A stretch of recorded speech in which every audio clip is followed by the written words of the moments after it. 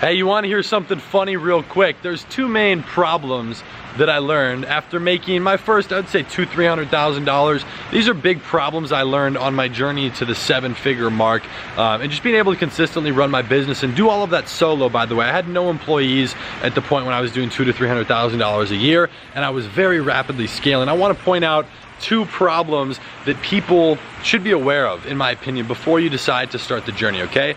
The first one is scary, and let me tell you why. Most of you, and this was me, I remember having less than $300 to my name at one point. So I used to look at $10,000 and I was like, holy cow, this guy's got a lot of money.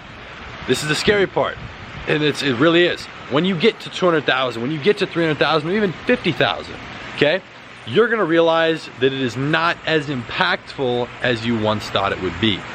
Why is that, okay? Nothing is ever as great as it seems. Now, you might have a great time getting there. I loved the journey, really the grind. I really enjoy it. You know, for me, I went to Disneyland for the first time, right? And I was like, this is gonna be sweet, and it was really cool, but nothing's ever as wild as you think it's gonna be. Buying your first car, like, I'm always like, all right, when I make my first $500,000, I'm gonna go buy a supercar. And then I got there and I didn't really care, so I just waited another year, 2 years, and you know, that's my own personal opinion. So just understand, this is huge, and the reason I'm telling you this is because it's what's gonna allow you to continue to progress. You're gonna start to realize the end goal is now what you're chasing. You're chasing the ability to mold yourself into a production of a machine, right? You want to keep producing, you want to keep building, you want to keep growing and expanding, and that is where the fun comes in, as weird as it sounds, right? People who are, you know, billionaires and multi-billionaires, they're not just in business for the money. They're not.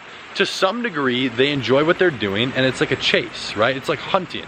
You might have already gotten a couple deer, you know, if I'm sorry if you're like an animal rights person, but you might have, you know, that's just an analogy. You might have gotten a couple deer, but why would you not want to go hunt a little more? And just, you enjoy it, right? It's a hobby for people. So I just want to point that out. You know, that's the first one. Nothing's ever going to be as crazy as it seems like that. And the second one is the actual expansion piece on what you want to do. The biggest thing that I learned when I was starting to make some money is being able to keep growing it. So aside from just realizing that the money itself is, you know, never as it seems, it's also the piece of getting comfortable, okay? And this is arguably scarier. As soon as you get comfortable, you will stop growing and you will stop expanding.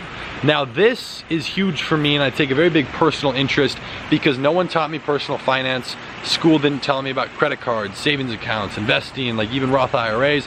Never really learned about any of that, at least not how to do it properly. So for me, when I started putting a little bit of money aside into the bank, you know, to a degree you feel comfortable. And what's gonna happen, this is what I noticed for myself, you're gonna move up financially speaking in a stair-stepper pattern, right? Stair-stepper. So you're gonna go, boom, you're starting to make 10,000 a month, and you might hover there for a while if that's a point where you get comfortable. Then you're gonna get tired of it and you're gonna bump it up. Again, nothing's ever as crazy as it seems, but that comfortability piece is something where you need to keep pushing.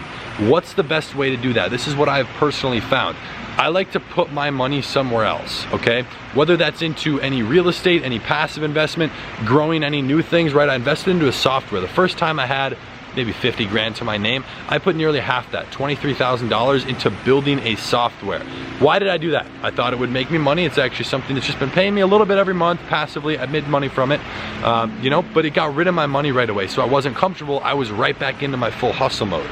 Okay, same thing. It's one of the reasons why I buy most of my cars in cash, and I like to pay my taxes in advance. I still make sure I have capital left over in cash in case there's something I want to do with it, but I can also pull back out most of my money. You know, like my cars, that's just one of my personal opinions, okay? That's what I did.